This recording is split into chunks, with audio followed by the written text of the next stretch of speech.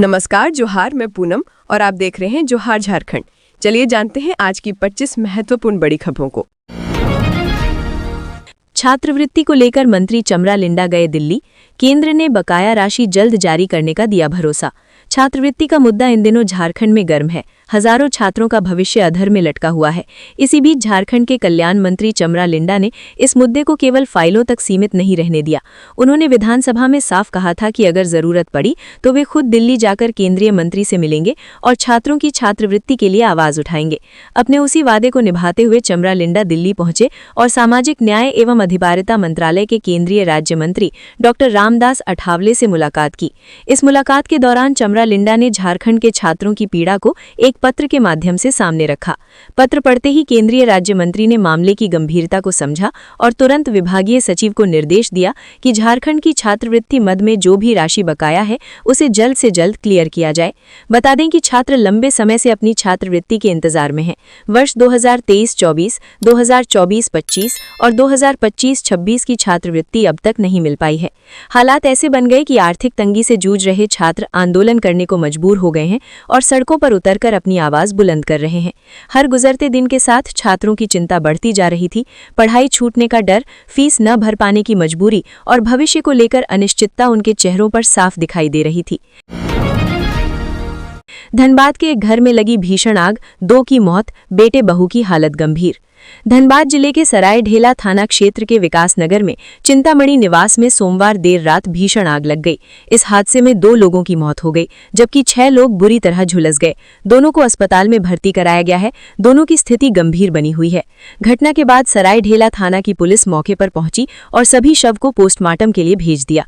मृतकों की पहचान 70 वर्षीय चिंता देवी और 19 वर्षीय गोलू के रूप में हुई है।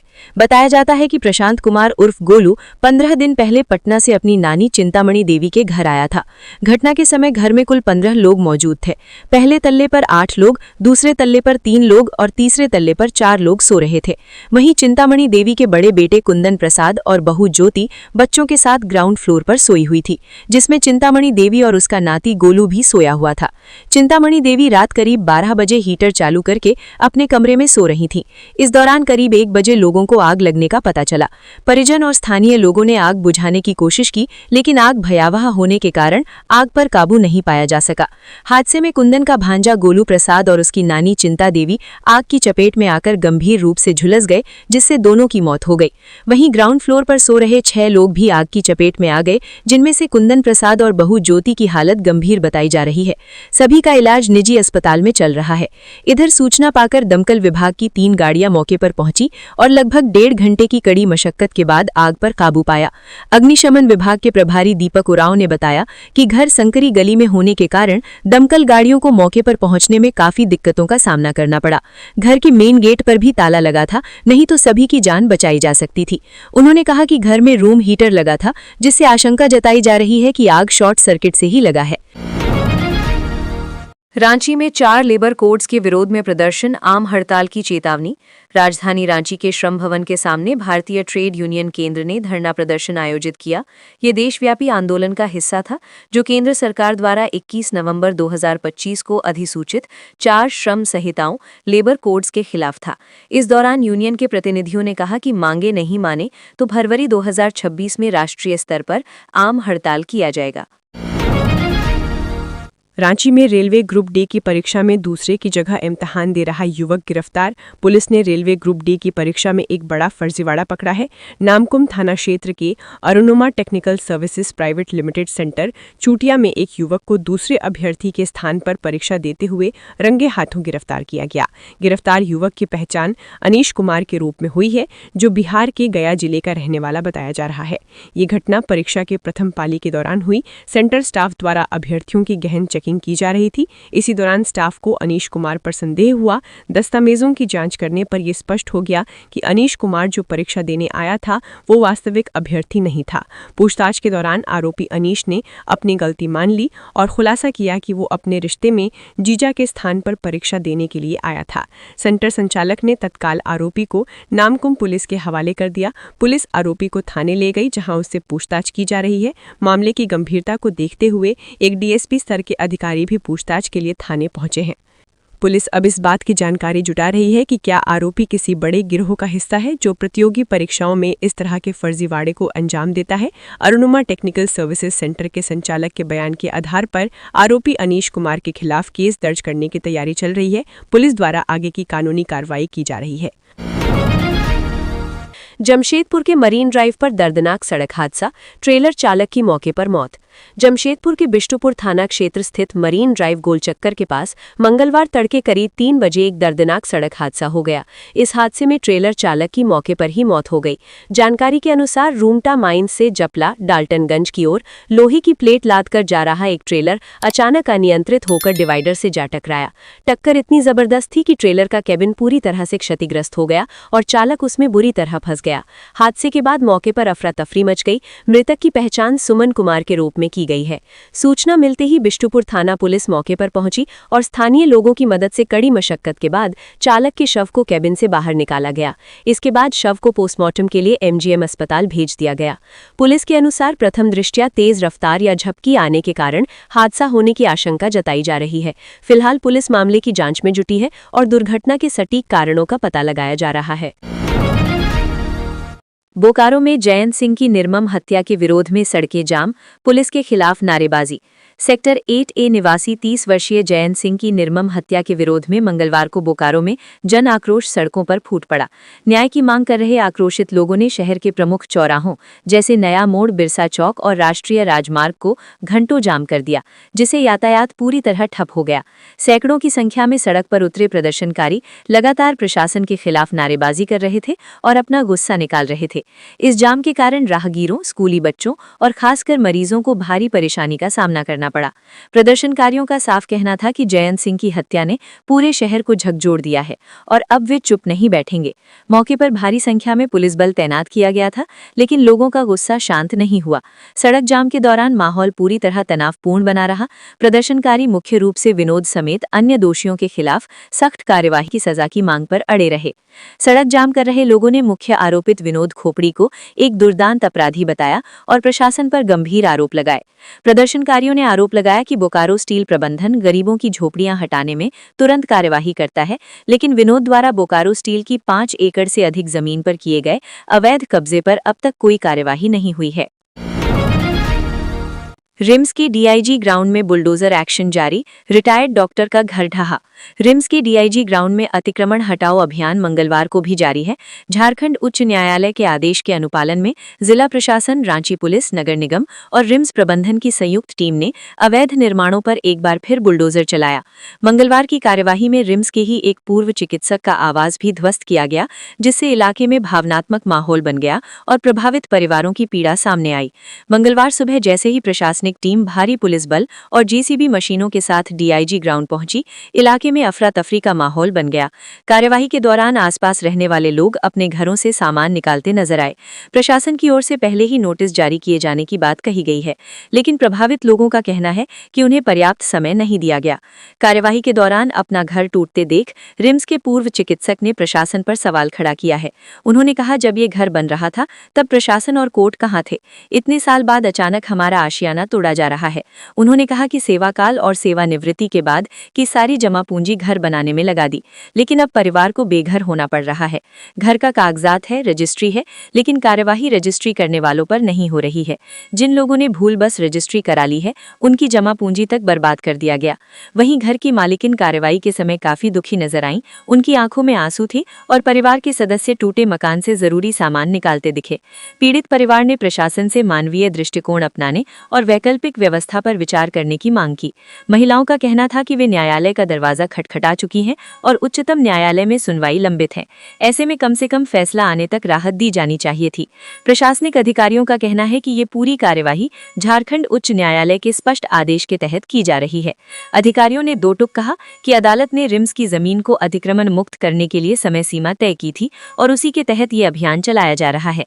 अधिकारियों के अनुसार अतिक्रमण हटाने में किसी प्रकार का भेदभाव नहीं किया जा रहा है और नियम सभी पर समान रूप से लागू किए जा रहे हैं। जमशेदपुर डीसी कर्ण का 164 का बयान दर्ज। झारखंड शराब घोटाले में विनय चौबे की भूमिका पर सवाल। झारखंड शराब घोटाले में आरोपी उत्पाद विभाग के तत्कालीन संयुक्त आयुक्त गजेंद्र सिंह और एसीबी के गवाह आईएएस अमित कुमार की गवाही के बाद आज जमशेदपुर के वर्तमान डीसी आईएएस कर्ण सत्यार्थी का 164 के तहत बयान दर्ज किया गया है। मंगलवार को उत्पाद विभाग के तत्कालीन आयुक्त कर्ण सत्यार्थी का बयान एसीबी कोर्ट की अनुमति के बाद दर्ज हुआ। कोर्ट ने उनका बयान दर्ज करवाने के लिए मजिस्ट्रेट की नियुक्ति की और मजिस्ट्रेट के समक्ष अमित कुमार का 164 का बयान दर्ज किया गया। कर्ण सत्यार्थी का बयान दर्ज होने के बाद उसे सील बंद कर दिया गया है। कर्ण सत्यार्थी अपने बयान में शराब घोटाला से जुड़े कई चौंकाने वाले खुलासे किए हैं। कर्ण सत्यार्थी अपने बयान में आईएएस अधिकारी और तत्कालीन उत्पाद विभाग के सचिव विनय चौबे की भूमिका पर गंभीर सवाल खड़े किए हैं। देवघर में पहली बार सांसद खेल महोत्सव का आयोजन, खिलाड़ियों में जोश। पूरे देश के साथ साथ झारखंड में भी खेल संस्कृति को नई धार देने वाला सांसद खेल महोत्सव जोर शोर से आयोजित किया जा रहा है। इसी कड़ी में गोड्डा लोकसभा क्षेत्र के देवघर जिले में पहली बार सांसद खेल महोत्सव का आयोजन होने जा रहा है, जिसकी तैयारियां अब अंतिम चरण में पहुंच चुकी हैं। देवघर खेल प्राधिकरण और जिला ओलंपिक संघ से जुड़े पदाधिकारी आयोजन को सफल बनाने में दिन रात जुटे हुए हैं। इस आयोजन को लेकर खिलाड़ियों में खासा उत्साह देखा जा रहा है। देवघर जिला ओलंपिक संघ के अध्यक्ष एवं समाजसेवी सुनील खवाड़े ने बताया कि सांसद खेल महोत्सव के लिए अब तक 2500 से 3000 के बीच खिलाड़ियों ने अपना पंजीकरण कराया है। उन्होंने कहा कि ये आयोजन सिर्फ प्रतियोगिता नहीं बल्कि ग्रामीण प्रतिभाओं को वैश्विक मंच तक पहुंचाने का अवसर है। गांवों में छुपी प्रतिभाएं अब बड़े मंच पर अपनी पहचान बना सकेंगी। वहीं देवघर खेल प्राधिकरण के पदाधिकारी आशीष झा ने कहा कि देवघर में ये आयोजन पहली बार हो रहा है, जो जिले के खेल इतिहास में मील का पत्थर साबित होगा। उन्होंने बताया कि स्थानीय सांसद निशिकांत दुबे इस आयोजन को लेकर बेहद गंभीर और सजग हैं, जिससे खिलाड़ियों का मनोबल लगातार बढ़ रहा है। इस तरह के आयोजन से ग्रामीण क्षेत्रों के खिलाड़ियों को अपनी प्रतिभा दिखाने का सुनहरा मौका मिलेगा। सांसद खेल महोत्सव की तैयारियों में अहम भूमिका निभा रहे वीरेंद्र सिंह ने कहा कि पूर्व की सरकारों में जनप्रतिनिधियों की खेल और स्वास्थ्य के प्रति उदासीनता रही है, लेकिन प्रधानमंत्री नरेंद्र मोदी के निर्देश के बाद सांसद अपने अपने क्षेत्रों में खेलों को बढ़ावा देने के लिए सक्रिय दिख रहे हैं। ये बदलाव देश को शारीरिक और मानसिक रूप से मजबूत बनाने की दिशा में बड़ा संकेत है। इधर सांसद खेल महोत्सव की तैयारी कर रहे युवा खिलाड़ियों में जबरदस्त उत्साह देखा जा रहा है। खिलाड़ियों का कहना है कि वे दिन रात मेहनत कर रहे हैं और चाहते हैं कि इस तरह के आयोजन निरंतर होते रहें ताकि ज्यादा से ज्यादा खिलाड़ी अपनी प्रतिभा को निखार सके। बताया जा रहा है कि सांसद खेल महोत्सव के तहत कबड्डी, खो-खो, कराटे, क्रिकेट और वॉलीबॉल जैसे लोकप्रिय खेलों की प्रतियोगिताएं आयोजित की जाएंगी, जिनमें जिले भर के खिलाड़ी हिस्सा लेंगे। जमशेदपुर में साइबर ठगों ने पुलिसकर्मी को बनाया शिकार, शातिराना ढंग से खाते से उड़ाए लाखों रुपए। जमशेदपुर के कदमा थाना क्षेत्र से साइबर अपराध का एक सनसनीखेज मामला सामने आया है, जिसने एक बार फिर डिजिटल सुरक्षा पर सवाल खड़े कर दिए हैं। सिद्धगोड़ा थाना में पदस्थापित आरक्षी चालक मनीष कुमार दुबे को साइबर ठगों ने निशाना बनाते हुए उनके 2 बैंक खातों से कुल 1,04,900 रुपए उड़ा लिए। ये घटना साफ तौर पर दर्शाती है कि साइबर अपराधी अब आम लोगों तक सीमित नहीं है, बल्कि पुलिसकर्मी भी उनके निशाने पर हैं। पीड़ित आरक्षी चालक मनीष कुमार दुबे के अनुसार ठगों ने बेहद शातिराना तरीके से उनके बैंक खातों में सेंध लगाई। एक खाते से 90,000 रुपए जबकि दूसरे खाते से 14,900 रुपए की अवैध निकासी कर ली गई। जब उन्हें ठगी का पता चला तो उनके होश उड़ गए। घटना की जानकारी मिलते ही पीड़ित ने संबंधित थाना और साइबर सेल को सूचना दी। पुलिस ने मामले को गंभीरता से लेते हुए जांच शुरू की है और ये पता लगाने का प्रयास किया जा रहा है कि साइबर ठगों ने बैंक खातों से जुड़ी गोपनीय जानकारी किस तरीके से हासिल की। ऐसे में पुलिस ने आम जनता से अपील की है कि वे किसी भी अनजान कॉल, संदिग्ध लिंक या ओटीपी को साझा न करें और किसी भी प्रकार की साइबर ठगी की सूचना तुरंत पुलिस या साइबर सेल को दें।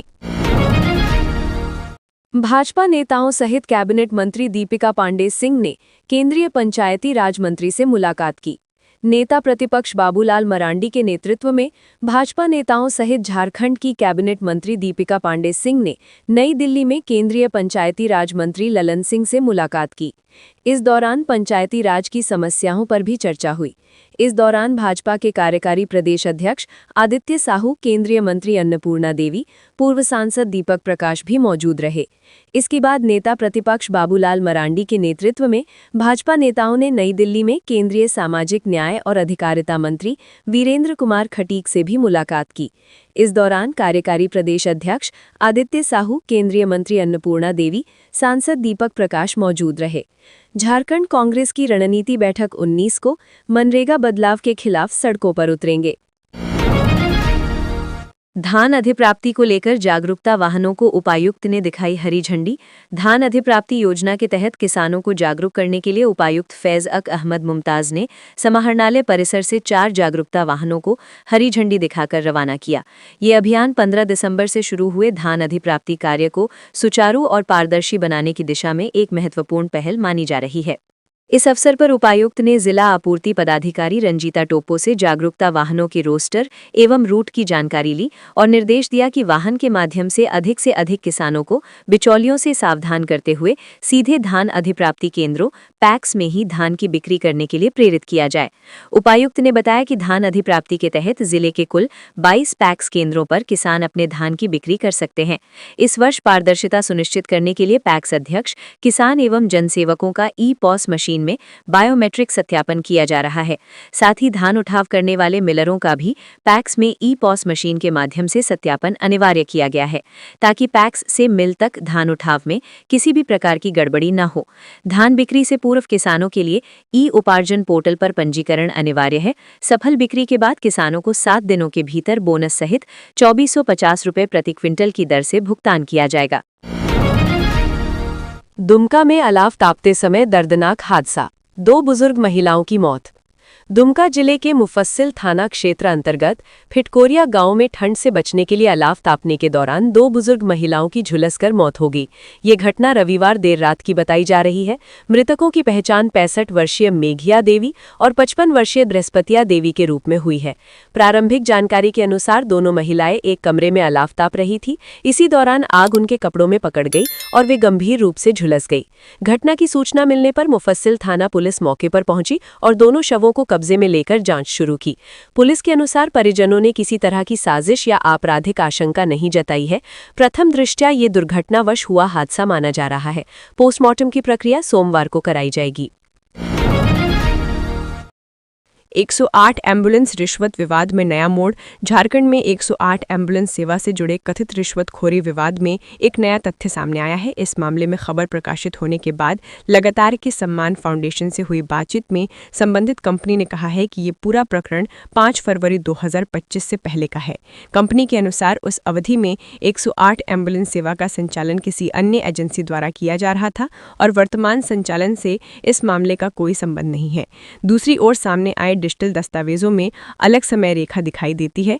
जिन पैसों की कथित रूप से मांग की गई और जो राशि यूपीआई के माध्यम से भेजी गई, उनके ट्रांजैक्शन रिकॉर्ड में तारीख 5 फरवरी 2025 के बाद की दर्ज है। इन रिकॉर्ड में भुगतान की तिथि, ट्रांजैक्शन आईडी और माध्यम स्पष्ट रूप से अंकित है। इससे ये संकेत मिलता है कि कथित रिश्वतखोरी का मामला वर्तमान संचालन काल से ही जुड़ा हुआ है। मामला अब सिर्फ आरोप प्रत्यारोप तक सीमित नहीं रहा है, बल्कि डिजिटल सबूतों के कारण इसकी गंभीरता और बढ़ गई है। झारखंड में सताने लगी है सर्दी। रांची का न्यूनतम पारा 6 डिग्री पहुंचा। ठंड के मामले में गुमला दूसरे पायदान पर। झारखंड के ज्यादातर हिस्सों में मौसम शुष्क है। दिन के वक्त तापमान में मामूली गिरावट दर्ज हुई है। अब सर्दी सताने लगी है। रांची के कांके में न्यूनतम पारा 6 डिग्री सेल्सियस रिकॉर्ड हुआ है। मौसम केंद्र रांची की रिपोर्ट के मुताबिक 16 दिसंबर से 19 दिसंबर तक सुबह के वक्त हल्के से मध्यम दर्जे का कोहरे के बाद दिन में आसमान साफ रहेगा और अच्छी धूप निकलेगी। इस दौरान दिन का तापमान 23 डिग्री से 27 डिग्री सेल्सियस के बीच रहने का अनुमान है। वहीं सुबह के समय पारा धीरे धीरे और नीचे जा सकता है। खासकर रांची, गुमला, डाल्टनगंज और ऊंचाई वाले इलाकों में न्यूनतम तापमान 6 से 9 डिग्री के बीच रहने का अनुमान है। सर्दी को देखते हुए मौसम केंद्र ने बुजुर्गों और बच्चों के लिए विशेष सावधानी बरतने की सलाह दी है। दरअसल ऐसे मौसम में थोड़ी सी लापरवाही से ठंड लग सकती है। सर्दी, खांसी और ब्लड प्रेशर बढ़ने का खतरा बना रहता है। रिम्स के बाद हरमू नदी, बड़ा तालाब और डैम होंगे अतिक्रमण मुक्त। हाईकोर्ट का आदेश 2 हफ्ते में करे पूरा। रांची के हरमू नदी, बड़ा तालाब और कांके, धुरवा जैसे प्रमुख डैमों के आसपास फैले अतिक्रमण को झारखंड हाईकोर्ट ने 2 हफ्ते के भीतर हटाने का सख्त निर्देश दिया है। जलाशयों के कैचमेंट एरिया पर हुए अवैध कब्जे और प्रदूषण पर कोर्ट ने कड़ी नाराजगी जताई है। कहा है कि पानी के स्रोत बचाने के लिए अब देरी बर्दाश्त नहीं की जाएगी।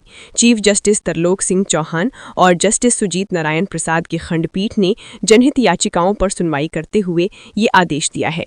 झारखंड हाईकोर्ट के अधिवक्ता धीरज कुमार ने बताया कि खंडपीठ ने जिला प्रशासन और नगर निगम को मिलकर 2 हफ्ते के भीतर अतिक्रमण हटाने का निर्देश दिया है। साथ ही प्लास्टिक कचरे से मुक्ति दिलाने और इसकी रिपोर्ट उपलब्ध कराने का आदेश भी दिया है, अन्यथा अवमानना की कार्रवाई की जाएगी। मामले की अगली सुनवाई 6 जनवरी को होगी। उन्होंने बताया कि हाईकोर्ट ने बड़ा तालाब, हरमू नदी और डैमों के आसपास बने अवैध निर्माणों को चिन्हित कर त्वरित अभियान चलाने का निर्देश दिया है। अदालत ने ये भी कहा है कि अतिक्रमण हटाने के बाद इन क्षेत्रों को नो एंट्री जोन घोषित कर कंटीले तारों से घेरा जाए ताकि भविष्य में कोई कब्जा न हो सके। नगर निगम की ओर से अधिवक्ता LCN शाहदेव ने पक्ष रखा। प्रार्थी की ओर से अधिवक्ता खुशबू कटारिका ने बड़ा तालाब से गाद और कचरा हटाने के लिए विशेषज्ञों की रिपोर्ट अब तक सरकार के स्तर पर पेश नहीं किए जाने की जानकारी दी है। उन्होंने कहा कि मुक्तिधाम के पास हरमू नदी में प्लास्टिक और कचरा भरा रहता है। खंडपीठ ने Kanke dam, Dhurwa dam, Getal suit dam जैसे जल स्रोतों को अतिक्रमण मुक्त करने के लिए की गई कार्रवाई पर असंतोष जाहिर की है। बता दें कि इसी महीने झारखंड हाईकोर्ट ने रिम्स परिसर के करीब 10 एकड़ जमीन पर हुए अवैध कब्जे को गंभीरता से लेते हुए 72 घंटे के भीतर अतिक्रमण हटाने का आदेश दिया था। इस मामले में अब तक दर्जनों कच्चे मकान तोड़े जा चुके हैं। कई क्षेत्र को कब्जे से मुक्त किया जा चुका है। अब एक बहुमंजिले अपार्टमेंट पर कार्रवाई चल रही है। ऑस्ट्रेलिया के हाई कमिश्नर से मिली कृषि मंत्री, पशुपालन की तकनीक पर हुई चर्चा। ऑस्ट्रेलिया के high commissioner Philip Green OAM अपनी टीम के साथ झारखंड दौरा पर हैं। इसी कड़ी में झारखंड और ऑस्ट्रेलिया के बीच भविष्य की संभावनाओं को लेकर सकारात्मक चर्चा हुई।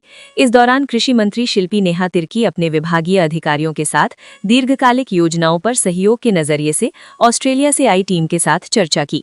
मंत्री ने कहा कि झारखंड राज्य को भी नई तकनीक का कैसे लाभ मिले, यहाँ के पशुपालक भी उस नई तकनीक का उपयोग कर सकें, इस विषय पर झारखंड ने अपना पक्ष रखा है। ऑस्ट्रेलिया की टीम ने झारखंड के आदिवासी बहुल इलाकों का दौरा भी किया है। Australia high commissioner Philip Green OAM ने कहा कि झारखंड के दौरा से वो उत्साहित हैं। कहा कि कोयला खनन, आदिवासी समाज और कृषि के साथ पशुपालन क्षेत्र की जानकारी संग्रह किया है। भविष्य में इसको लेकर सरकार के सहयोग से कदम बढ़ाया जाएगा। इस चर्चा में टीम में शामिल फर्स्ट सेक्रेटरी टॉम सैंडरफोर्ड एवं सीनियर इकोनॉमी रिसर्च ऑफिसर अनाघा के अलावा कृषि विभाग के सचिव अबू बकर सिद्दीकी, विशेष सचिव प्रदीप हजारे, कृषि निदेशक भोर सिंह यादव, समिति निदेशक विकास कुमार मुख्य रूप से मौजूद रहे। गिरिडीह में ठंड में पानी के लिए जद्दोजहद, खदान के अंदर से पानी निकाल रहे हैं लोग। अमूमन गर्मियों में पानी की समस्या से लोगों को जूझना पड़ता है, लेकिन शहर से सटे एक बस्ती के लोगों को सर्दियों में भी पानी की परेशानी से दो चार होना पड़ रहा है। हम बात कर रहे हैं पपरवा टांड दलित बस्ती की। यहाँ के लोगों को पानी के लिए सालों भर परेशान रहना पड़ रहा है। कुछ परिवार चापाकल पर निर्भर हैं, कुछ परिवार नदी पर, कुछ ऐसा परिवार भी है जिन्हें पानी के लिए पाताल जाना पड़ रहा है। दरअसल हम जिस पाताल की बात कर रहे हैं वो CCL के बंद पड़े अंडरग्राउंड माइन से निकलने वाली हवा की गैलरी है। इस गैलरी को सीर मोहन भी कहा जाता है।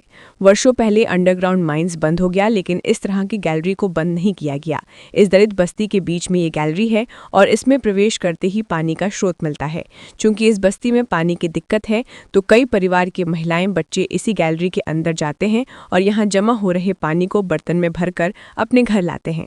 मंगलवार को इस क्षेत्र में झामुमो नेता जगत पासवान बताते हैं कि इस बस्ती के लोगों को पानी के लिए सालों भर परेशान रहना पड़ता है। इस बस्ती तक CCL के द्वारा जलापूर्ति को लेकर पाइप बिछाया गया, लेकिन पानी आता ही नहीं। यहाँ एकल ग्रामीण जलापूर्ति योजना से बोरिंग हुआ, पानी की टंकी खड़ी की गई, लेकिन ना तो सही से मोटर लगाया गया और न ही आपूर्ति की पर्याप्त व्यवस्था की गई। हालात ये है कि यहाँ पर लगी टंकी में पानी स्टॉक होने में कभी 1 दिन तो कभी 2 दिनों का समय लगता है। टंकी भरने के बाद भी 1-2 घर तक ही पानी जा पाता है। वार्ड सदस्य पूनम देवी के साथ साथ JMM नेता जगत पासवान बताते हैं कि यहाँ की पानी समस्या को देखते हुए कई बार आंदोलन किया गया। गिरिडीह डुमरी पथ को जाम भी किया गया। लोग GM ऑफिस भी गए। छठ के समय CCL ने लगातार 5 दिनों तक यहाँ 2 घंटे तक आपूर्ति भी की, लेकिन उसके बाद पानी की सप्लाई बंद है। बताते हैं कि पहले CCL यहाँ 2-3 घंटा पानी देता था, परंतु हाल के 1-2 वर्ष से यहाँ आपूर्ति नहीं की जा रही है। सरकार की अर्थी लेकर सड़क पर उतरे भाजयुमो कार्यकर्ता, कहा जल्द छात्रवृत्ति भुगतान नहीं हुआ तो होगा उग्र आंदोलन। लंबित छात्रवृत्ति की भुगतान की मांग तेज हो गई है। राज्य सरकार के खिलाफ छात्रों के साथ साथ अब राजनीतिक संगठन से जुड़े युवा भी मुखर होने लगे हैं। पिछले 2 वर्ष से राज्य के लाखों छात्रों को नहीं मिल रही छात्रवृत्ति को लेकर आज 16 दिसंबर को भारतीय जनता युवा मोर्चा के कार्यकर्ता सड़क पर उतरे।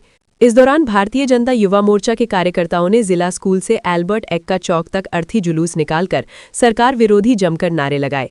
आंदोलन कर रहे भाजयुमो कार्यकर्ताओं की मांग लंबित छात्रवृत्ति के भुगतान को लेकर था। भाजयुमो प्रदेश अध्यक्ष शशांक राज के नेतृत्व में जुलूस जिला स्कूल से एल्बर्ट एक्का चौक पहुंचा, जहां अर्थी जुलूस लोगों के बीच आकर्षण का केंद्र बना रहा। सरकार विरोधी नारे के बीच भाजयुमो के कार्यकर्ताओं ने बीच चौराहे पर पुतला दहन किया।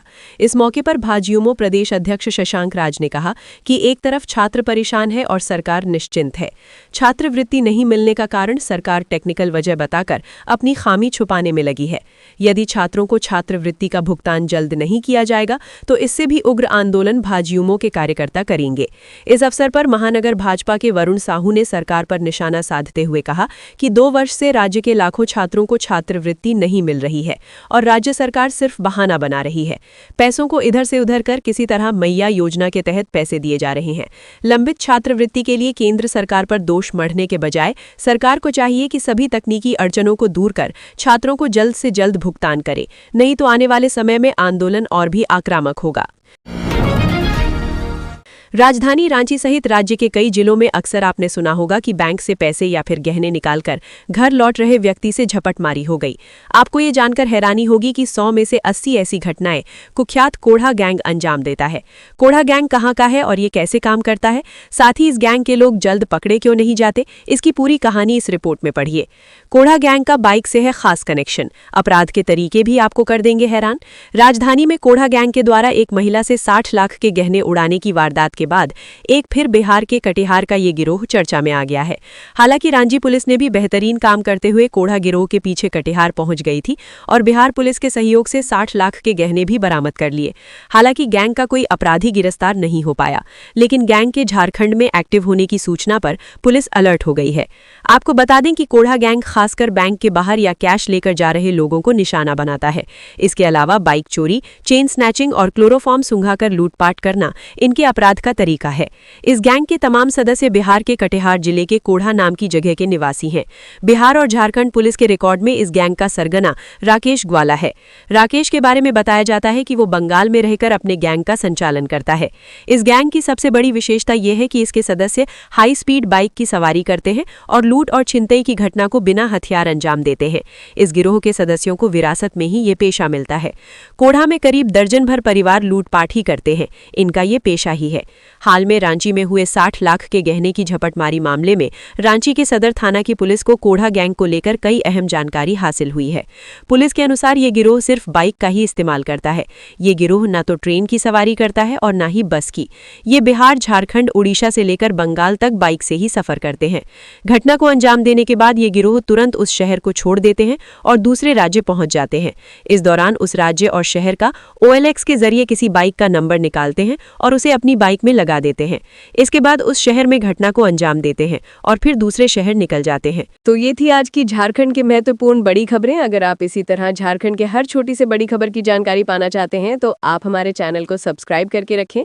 तो हमें दीजिए इजाजत, फिर मिलते हैं अगली न्यूज में। धन्यवाद।